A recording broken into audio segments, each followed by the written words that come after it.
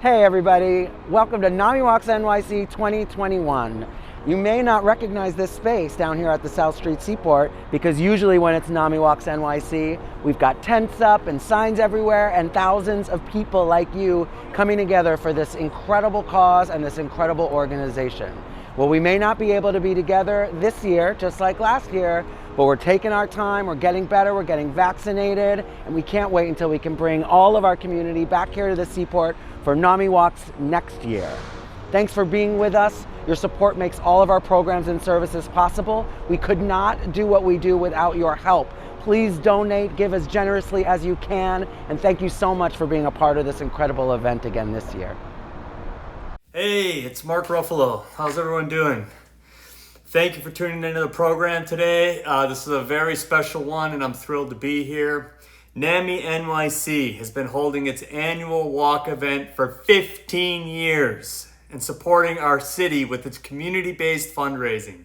And it's because of you that NAMI-NYC was able to serve nearly 30,000 people in the last year with free mental health services, peer group programs, and a helpline available to anyone who needs someone to talk to. I don't have to tell you that the number of people who rely on their help continues to rise today. So to you, I say thank you for taking the time to watch this. Together, we can make it easier to share our experiences and our struggles. And if you have the means to give, simply text the number on your screen below. Even the smallest contribution will provide even more help to New Yorkers in need of support today. Be well. Hi guys, it's Stacy Griffith from Soulcycle. How is everyone? I just wanted to say hi. It's been a year since I've seen you guys, unless you've been on a bike here at Soulcycle. It's been a rough year, but man, are we getting through it. So I just wanted to take the time to tell you guys thank you so much for participating at home for the 15th annual NAMI-NYC walk. We are so excited to do this again, and although we can't be together outside, we're going to be together inside, so at least we have that, right?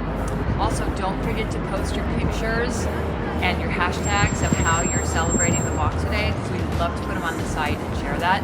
So you can use the hashtag NAMIWalksNYC or hashtag Mental Health Matters. They're all listed right here, hopefully. So make sure you post those pictures, because that's really the funnest part, is being able to go on the site and see all the people in our communities coming together on this day. Guys, thank you for supporting NAMI-NYC today. We really appreciate it.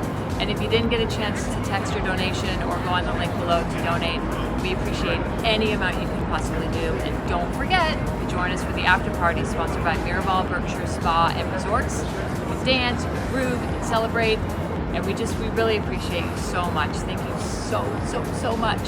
See you somewhere.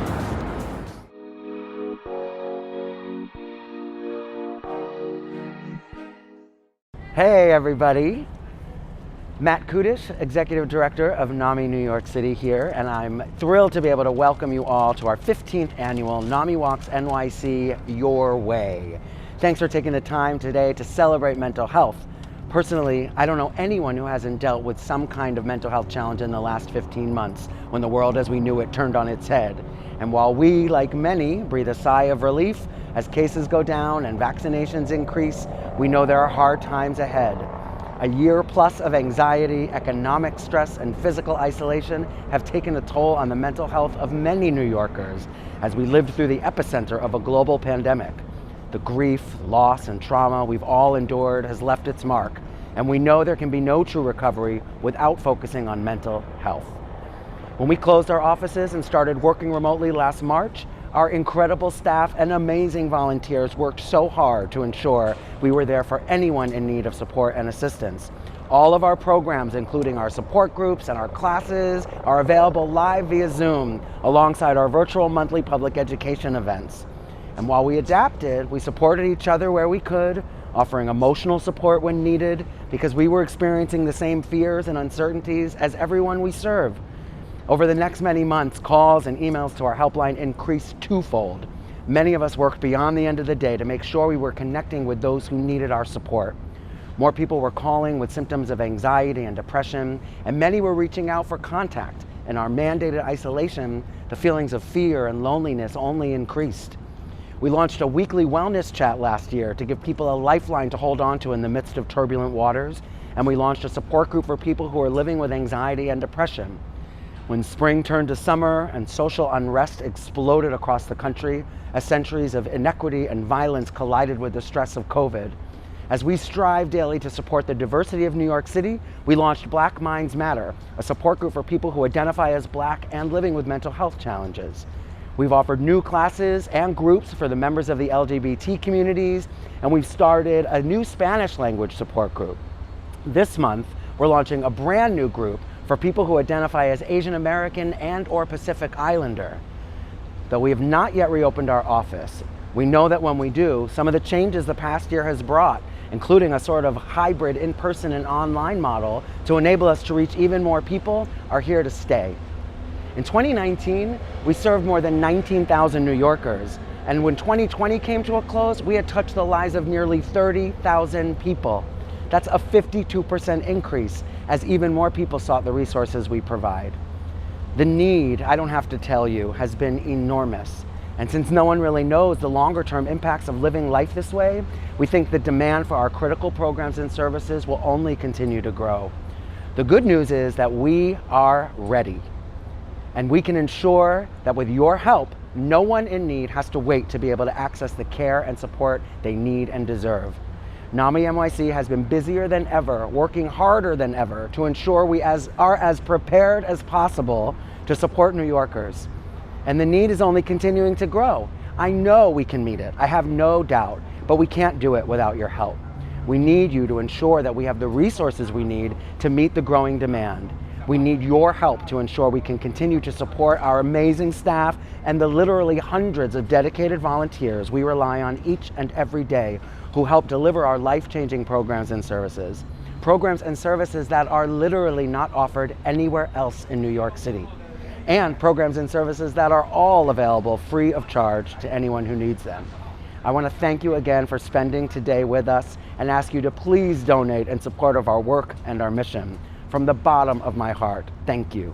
You make hope possible. NAMIWalks supports NAMI-NYC.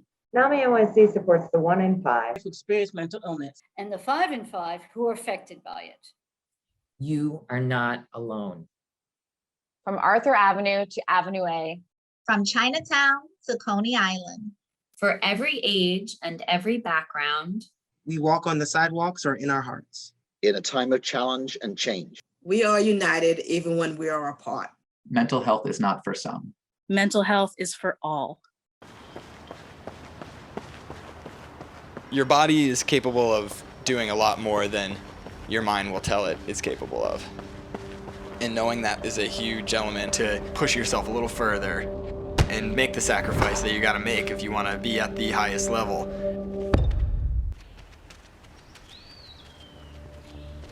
I wasn't necessarily trying to become a professional runner. I run because it comes naturally to me. I could tell it's what I was born to do. My parents had a high school cross-country camp, and so I was really drawn to that. And I remember traveling around in the vans, going from meet to meet. And so I think I just really enjoyed being a part of it. I'm doing some sort of training 2 to 3 times a day, 7 days a week. Most of my work is centered around being a more powerful, efficient runner. 12 or 13 miles is usually the amount that I'll end up covering. A huge part of athletic performance is listening to your body. Oftentimes as athletes, we're expected to show up and just get everything we can out of our body, win the race, and that's it. It's as simple as that. When in fact, the mental side of approaching a sport is just as important as the physical, and it requires just as much training.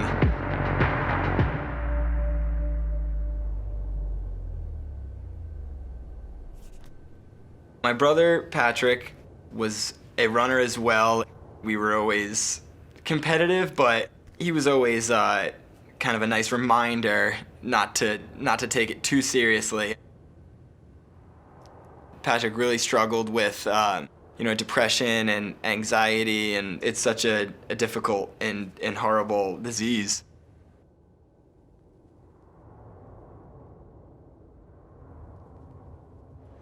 I still feel his spirit with me every day and trying to honor that spirit. I thought, well, why don't I try to run a really fast mile in blue jeans? A joyful and fun thing that sounded a lot like my brother. And so when the day came and I ran the world record of 4 minutes and 6 seconds for the blue jean mile, it was really just a beautiful and powerful moment. I want to thank my little brother Patty, inspiring me every day. And I love him, and I miss him, and this is for him. This is for anyone else who's out there struggling.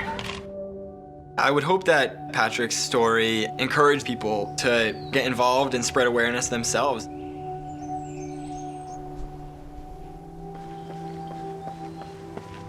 It's the highest honor to be able to represent your country. And in order to do that, I'll have to bring together every ounce of physical and mental preparation that I've done over the past 11 years in this sport. It's a long path, and that everyone's path looks very different. Just don't compare yourself to others. Just try to be the best version of yourself every day. I think knowing that you have a support system of people who will love you and care about you no matter how you run is incredibly important. Happiness is only real when shared, so it's that shared happiness that I'm seeking that drives me.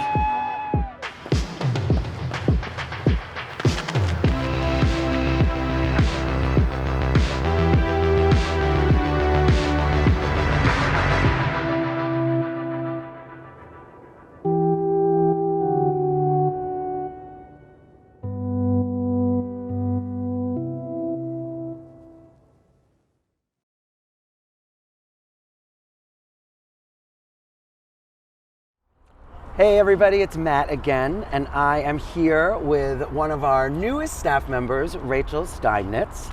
And the first thing I want to point out is we are not wearing masks. Both Rachel and I have been vaccinated. We hope that all of you are getting vaccinated, and we can't wait to be together again in person when it's safe to do so. So I'm excited to be here today to talk with you, Rachel. Welcome to NAMI-NYC. Thank you. It is wild to think that this is the first time you and I have actually ever met in person. It's very exciting. Very nice to put a human face to the name. Yeah, we've been working together since the beginning of February, and we've only been seeing each other in little Zoom boxes. So this is a real treat. This is better. Yeah, this is definitely better. And for those of you who may not recognize where we are at the South Street Seaport, which is the very same place that NAMIWalks NYC typically does take place, and we can't wait until we're able to bring everybody back here together. But I wanted to have a chat with you today, Rachel, to talk about your role, which is a brand new role at NAMI New York City. So can you tell everybody what you are doing with us? Sure. So I am the new Director of Workplace Mental Health, which is a really exciting initiative to think about and help folks promote good mental health in the workplace. And so I've started out doing this work about 2 years ago, pre-COVID, and there was already a huge need where folks were feeling really stressed out and worried about work. Even people who had a mental illness going into the workplace were seeing that it was affecting their mental health, and vice versa in general for everyone. So I saw that there was an opportunity here to really help use the workplace, not just to keep folks from having poor mental health, but also promoting mental health for everyone. Yeah, it's so important. It was important then, and I think it's even more important now. Can you talk a little bit about the way the peer voice, which is so essential to everything we do at NAMI-NYC, intersects with the work that you're doing in workplace mental health? Absolutely. So several years ago, I was working for the State Office of Mental Health on a program to integrate peers into the mental health workforce. And I really saw there how transformative it could be that people who formerly felt that they didn't have a voice or weren't sure how to talk about mental health with their doctor suddenly had the confidence and the skills to really be able to do so. And nowhere is this more important in the workplace, where there is still such a stigma to admitting that you're having a hard time or struggling with your mental health. And so using the peer voice to really elevate that and allow people the space to show up to work as themselves and their full selves in a safe way is a really incredible opportunity. It absolutely is. Can you talk a little about what we're seeing now as we have been living like this for over a year, and we're sort of starting to get out of the health pandemic component and seeing the mental health pandemic, really, crisis, starting to come to light. Can you talk a little bit about how that's affecting the way you're thinking about the work and some of the ways in which people are now coming to us and seeking our support and assistance? It's been such a bizarre past a little over a year, and I still remember the day that I was meeting with an employer client, going to their office, and this was the day before the shutdown in New York City, and they said, "We're sorry, everyone's been sent home, you cannot come in this building, please wait outside and we'll figure out what to do." And that was when I realized, okay, this is real and not going away, and that was the last day I was in the office. So I think initially my work with a lot of our employer partners and employees was about how do you manage this uncertainty? And this was back when we all thought we'd be home for 2 weeks, and here we are over a year later. But the good news is now that everyone's getting vaccinated and we're kind of starting to see the beginning of the end and really can imagine what this new normal will look like after the pandemic. We can look at some of the changes we've made in the workplace, like increased flexibility, which are really helpful for people who might be experiencing mental health challenges, but in general, really improve mental health for everyone in the workplace. But I think we also want to be aware that now that we're out of this sort of acute trauma that we've all collectively been through, we're probably going to see more of these mental health issues start popping up in the workplace. And I think it's really important to remain vigilant about what that looks like and how we can support employees. So in some of the work we're doing with employers, whereas it used to be really focused on how are we setting folks up at home? What does this remote workplace look like? Now we're thinking about coming back into the workplace and how can we really work with our employees with their anxiety to think about what this looks like and how we can make them comfortable. How do we create some social cohesion back in the workplace when we've all been physically separated for so long? And how do we provide people with the skills to practice resilience when we've all been through this incredible trauma? And while I'm not glad that this happened for anybody, I'm really hopeful that this is an opportunity for growth for all of us. I think it's a real opportunity too. I think when the world shut down and everything got small, we have a chance now to sort of hit the reset button in some ways and be very thoughtful and deliberate around what we let back in and where we focus our energies and how we use our time. And I think so many of us spend so much time at work that looking at that intersection is critical for our own well-being, the well-being of our colleagues and our peers, and just the culture of the corporate or other workplace in which we find ourselves. Absolutely, and I think that NAMI-NYC is the perfect place to do this because we have models of resilience that we've seen in people throughout the years and how this shows up in the workplace. And it's just been really exciting to use that strength and use that positivity to share with others who are struggling for the first time and really model what this can look like going forward. So if a company wanted to get in touch and learn more about the program and how they might be able to engage our services, how would they do that? Please reach out on our website. We have a form that you can fill out or email Matt or I directly, and we'll be really happy to work with you. Excellent. Thanks so much, and welcome to the NAMI-NYC family. It's We're nice so glad to you're meet here. you. Nice to meet you too. In many diseases, there is dignity. There is a concept of wellness with an illness, where we help people live their fullest life, even though they have a diagnosis. But somehow, in mental illness, we're not trying to do that as much. One of the things that Alex did at the internship kickoff, she asked anyone to raise their hand that had struggled or knew someone who had struggled with mental health. And I was one of the people that raised my hand. When I was in 4th grade, I began having severe panic attacks at school. You can look like you have everything together, but on the inside you could be crumbling. Mental illness breaks people. There's also a chance for people to mend. all types of health and wellness is, I think, core to what we do. Having a cause that we can all rally behind, particularly around mental health conditions and helping to raise awareness, is something that's very important. We all need to start changing our attitudes around mental health. Even if you don't completely understand it, be there and listen. I'm proud to work for an organization that allows you to bring your whole self to work, including the parts of yourself that you can't see. Hope has true therapeutic value, is a big part of why Publicis Health has signed up with NAMI to really make hope a therapeutic advantage and to give people the courage to fight.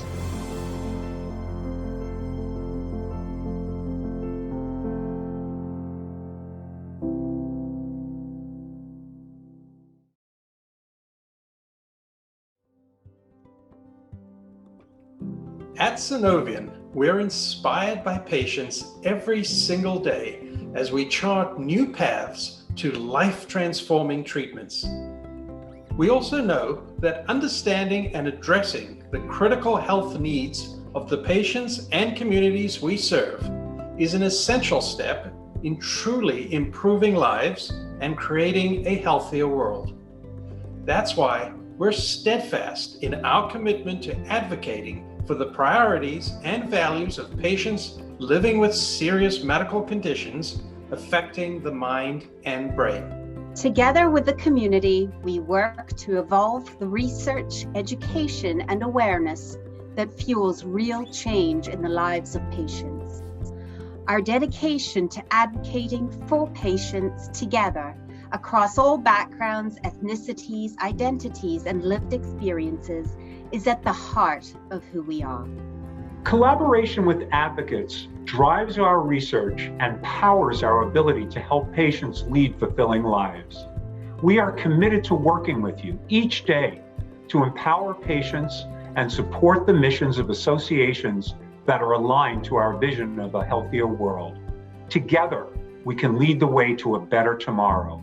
You can learn more at synovian.com.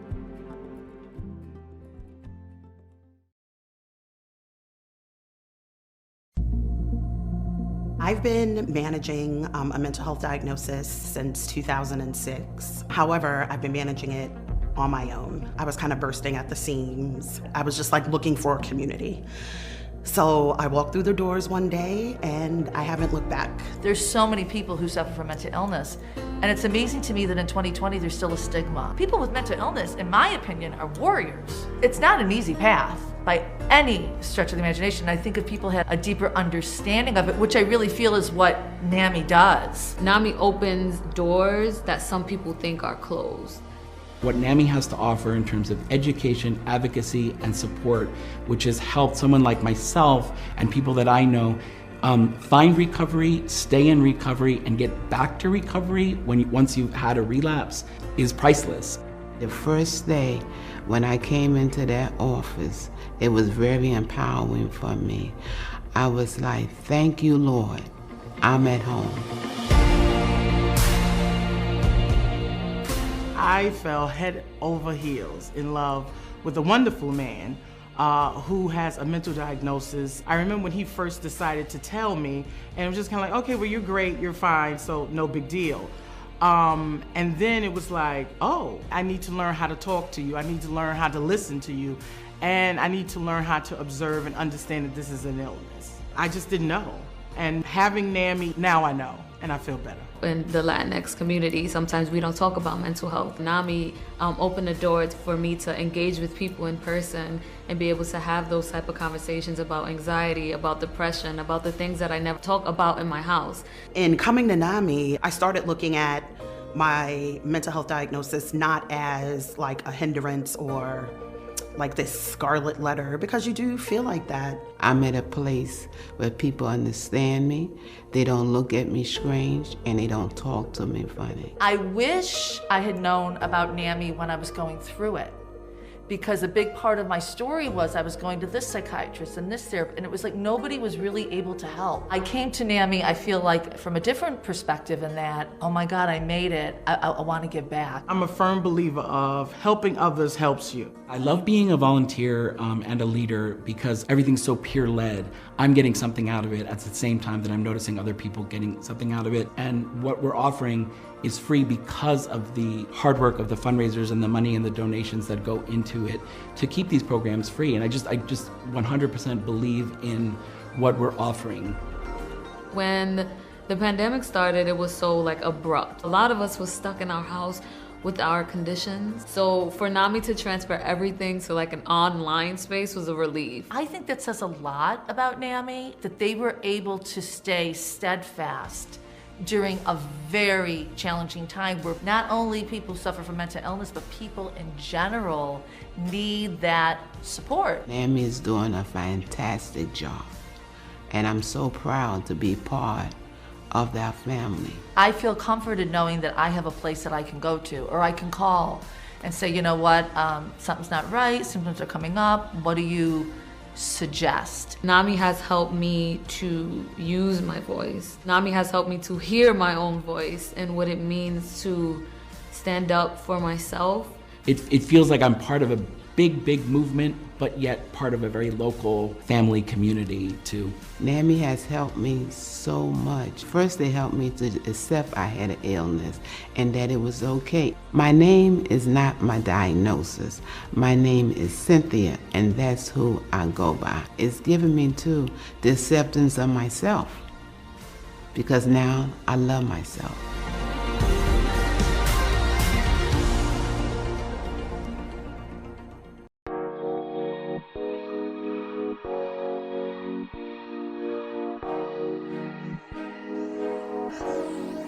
That is our silver lining. Is this heaven or is this hell we're fighting? Somewhere up ahead is blinding. The lights go down, the lights do. Hello, everyone. It's Matt again, and this time I'm really excited to welcome Kimberly Blair, NAMI-NYC's new Manager of Advocacy and Public Policy. Hey, Kim, thanks for joining us, and welcome to your first NAMIWalks NYC event. Thanks, Matt. Thanks for having me. A pleasure. Can you tell everybody a little bit about yourself? Of course, yes. So as you mentioned, my name is Kimberly Blair, but you can call me Kim. I'm a native New Yorker. I grew up in Queens and Brooklyn.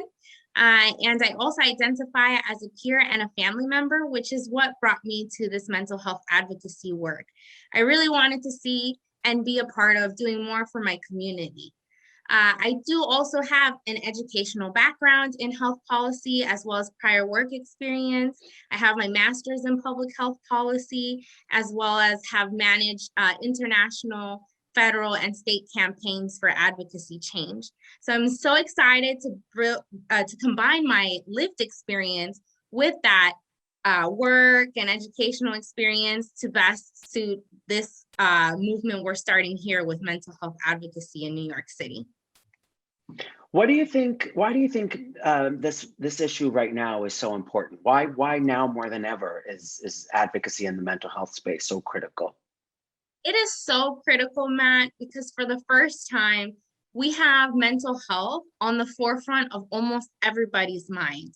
You know, COVID-19, the pandemic, it really brought a lot of problems, brought to light a lot of inequities.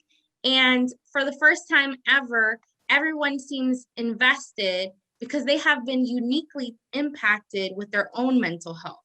And so that attention is really something that we need to garner and to be able to cultivate for more positive change in the future. Can you talk a little bit about some of the policy priorities that we're working on right now? Yes, definitely. We have policy priorities in 3 areas: education, increasing mental health care access across New York City, and decriminalizing mental illness. We really, underneath each of those buckets with education, we're really trying to make sure that teachers are well supported and school staff as well. And as students return to in-person learning, With the pandemic and social isolation, we are seeing a unique set of new traumas, new mental health diagnoses, new needs than ever before in student populations. And so we really are proponents of legislation that helps support teachers with education, continuing education, so that they can best support students in this new mental health crisis moving forward. With decriminalizing mental illness, that's our greatest body of work right now. But one of the key things that we're working on is implementing a 988 number that community members can utilize instead of 911 when having a mental health crisis, so that they can, have an adequate response that does not include the police and is peer-led and is culturally competent. So that's under our decriminalizing mental illness work. And in terms of increasing mental health care access across New York City, we're really honing in on reducing the main barriers to accessing healthcare, and one of those is funding and insurance coverage. So here at NAMI-NYC, we are big advocates for the New York Health Act, and which would provide universal insurance coverage to all New Yorkers. And that's the first step after combating the stigma to be able to get in care in this city. So Kim, these are really big issues. You definitely can't accomplish all of these tasks on your own. Can you talk a little bit about our ambassador program? Definitely. Oh, this is the best part of my day. The ambassador program is almost up to 130 volunteers who applied to our program. They were screened, they were interviewed, and they went through unique training on how to best craft their lived experience, their own story for legislative change. They use that in meetings with legislators and hopefully in the future with hearings and other unique opportunities to sway public officials to take action on the policies that we need implemented for our mental health community. We really are so excited to be able to cultivate leaders and powerful voices in this field. And they're really honestly coming from every walk of life. We have CEOs, we have teachers, we have your neighbor probably as part of our program, and everybody comes from their unique perspective, and that really brought them to mental health advocacy. So it sounds like you're building a movement to help us bring about the kind of change that we're looking for in those three key areas. Definitely. If we're not in the table if we're not at the table as peers, as family members, no one will sit in that seat. So the ambassador program is a unique perspective in that manner, that everyday folks with their lived experience are now in meetings with public officials, making sure that their voices are heard. It's incredible. If people wanted to learn more either about the issues that we're working on or get involved, maybe apply to be an ambassador, what's the best way for them to find out more information? Yes, of course. To apply for our ambassador program, or even to learn more about our public policy and advocacy initiatives, you can just type in www.naminyc.org/advocacy, or go to our main page under Get Involved, and there's an advocacy tab. On that page, you'll see our priority areas, internship applications, as well as the ambassador program application. That's great. Kim, I'm so excited. I can't tell you what a positive impact you've already had in just a few short months with NAMI New York City. I'm so excited to welcome you to your first NAMIWalks NYC event. And I thank you so much for all you do for us every day and for making time today to talk to me. Thanks for having me, Matt.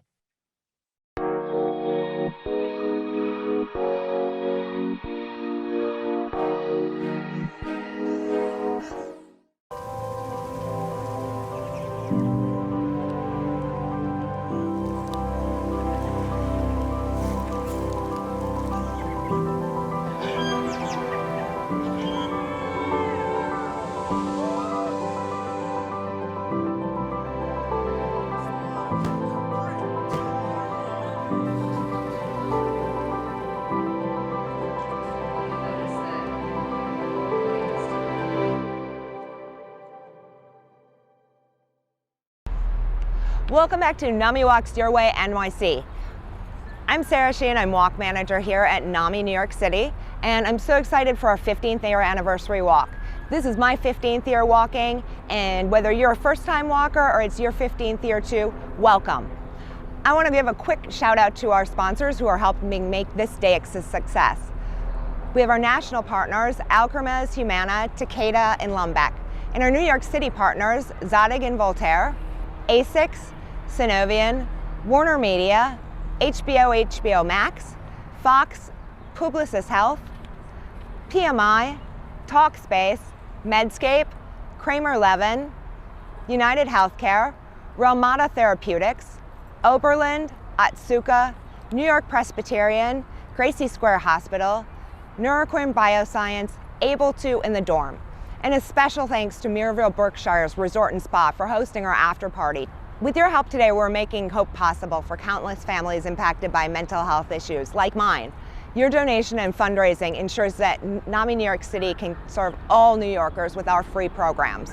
You can still register and fundraise. All you need to do is go to NAMIWalks.org/NYC, or you can make a donation right here and now. You can text to donate the word NAMI-NYC, that's NAMI-NYC, to 56512. Or you can make a donation right here on this page. There's a button right to the side. Click on it. Just click right there and you'll be off to make a donation in no time at all. And remember, all donations to $100,000 are being matched today. You can really make an impact with any donation that you make today. And tag your photos when you share on social so that we can feature you in our social feed. Just tag your photos with Mental Health Matters or NAMI Walks, or both, and show us what you're doing. I know I'm going to be sharing some of my photos later today in the feed, and I can't wait to take a look at yours too. And then finally, stay tuned for our Yoga Groove after party sponsored by Mirabel Berkshire's Resort and Spa. You can get a little fitness in before you go out and walk, or you can just sit and chat with other participants and see what other people are doing. Either way, it's going to be a really great session. Thanks for coming today. Thanks for making hope possible for thousands of New Yorkers. I hope that you enjoyed our program today as much as we enjoyed putting it on for you. The walk doesn't end now, it's only beginning. Get out there safely and celebrate mental health any way that you can. Make sure you take photos, post them on social media so we can keep the energy and the vibe going. Don't forget to donate. We need all the funds that we can to support the incredible work that NAMI-NYC is doing every single day to help New Yorkers. Thank you so much and enjoy the rest of your day.